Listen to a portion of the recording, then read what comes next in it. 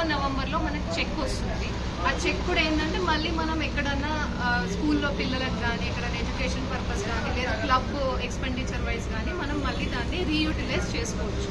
So అలా మన club 10 service activities మన ప్రెసిడెంట్, సెక్రటరీ, ట్రెజరర్ చేసిన హార్డ్ వర్క్ 7,500 రూపీస్ 10 యాక్టివిటీస్ గాను వచ్చింది.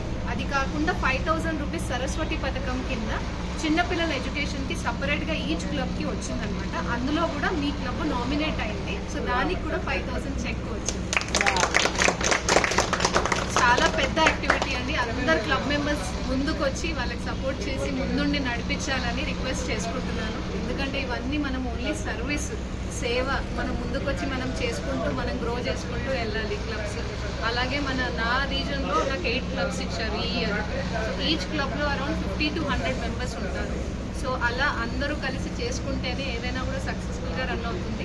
వాళ్ళకు కూడా మీరు అందరూ కొంచెం వెనకాల నుండి బ్యాక్ బోన్ లాగా సపోర్ట్ చేసి రన్ చేస్తూ ఉంటే ఇంకా సక్సెస్ఫుల్గా వాళ్ళు కూడా ఎదుగుతారు. మీరు కూడా నెక్స్ట్ ఇయర్ ప్రెసిడెంట్, సెక్రటరీ, ట్రెజరర్గా గ్రో అవ్వచ్చు. That's only one wish. So all the best and congratulations once again to Sindhoor couples club.